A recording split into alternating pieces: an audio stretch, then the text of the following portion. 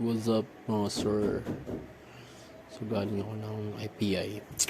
Wala rin akong magawa. So pag uwi ko, duman muna tayo dito kay Victor. So yung taong nakatayo na yan, si Victor daw yan.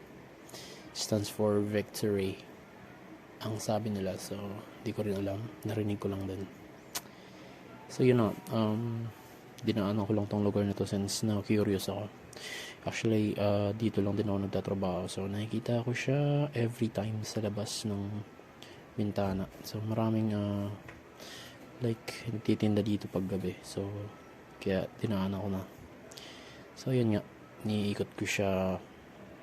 Bale, marami rin ditong mga truck at mga malalaking mixer. Since continuous ang pagko-construction dito. So, dinedevelop pa rin tong lugar. Ayan, makikita nyo. So, may mga nagbabike na din. So, pwede rin mag-jogging every morning. And, yun, pwede rin mag-date. So, may mga, yun nga, nabibilhan din dito pag gabi. So, ayun na.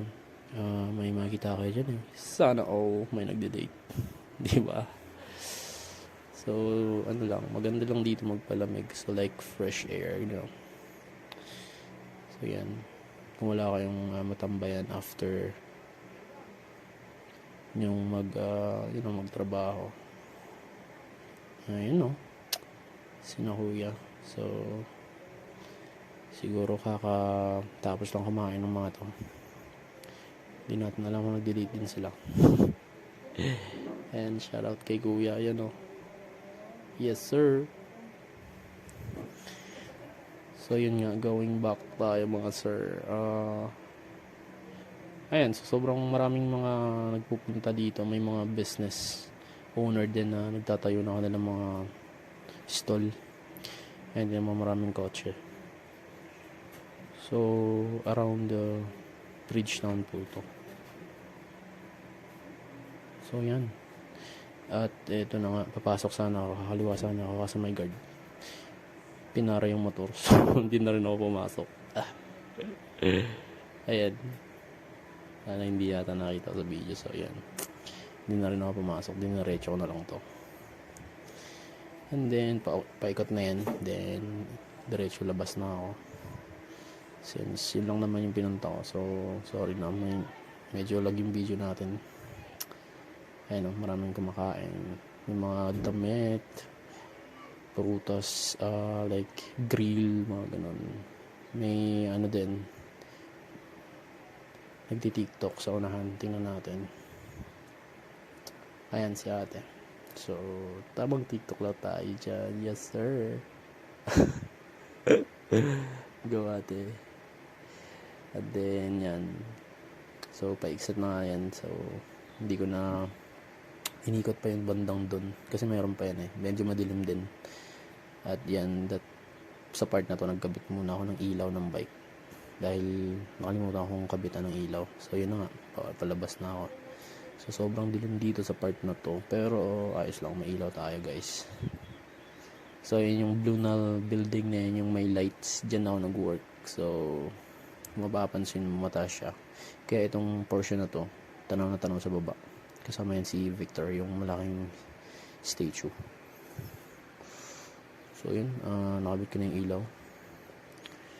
So tamang ano lang tayo dyan, pagilid-gilid lang kasi may mga malalaking truck talaga. And so far maganda siyang tambayan sa umaga at sa hapon, or kung gusto nyo magpagabi na rin, lalo may mga paninda naman na mabibili, like mga pagkain, diba? So yan, nakikita nyo naman si Victor. Iba-iba yung ilaw. Yes sir, sabi nila. Ayun na nga, shortcut na tayo. Nakat ko na yung video guys. So eto na tayo sa Eastwood. Bale, pinasok ko pala yung Eastwood dahil December 1 to. Kaya may ano siya, may pa-ilaw I think, or pa-fireworks. So kaya parang tingnan natin, baka hindi pa nagsisimula, diba? So ayun na nga, medyo traffic lang ng mga oras na to. So yun, check natin yung sinasabi nila. Yeah, yun. So hindi na tayo sumingit doon. So after na ito, cut na natin din since hindi ako makapag-drive ng maayos talaga. So pasensya na kayo sa camera natin. Ayan, hindi talaga siya malinaw.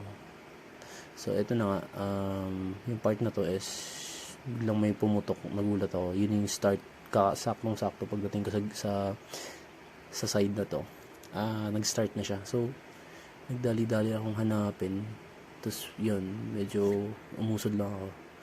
Ayun pala sa kabila. So andyan yung malaking Christmas tree din sa gilid ng Apple store or Power Mac.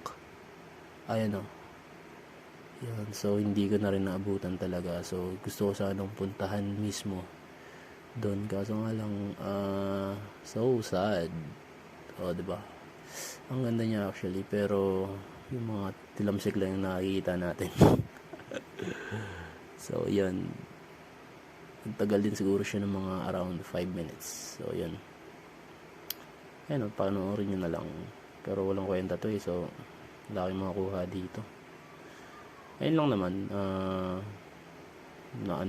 nadaanan ko lang tong Eastwood. December 1 sakto kasi to. Kumuha din ako, may inasikaso lang ako sa office. So yun, kaya dumaan na rin ako. So yun lang guys. Yan, tapos na. Daming talagang tao dito. Siguro around mga mga 8. Hindi, siguro 8. Bye bye.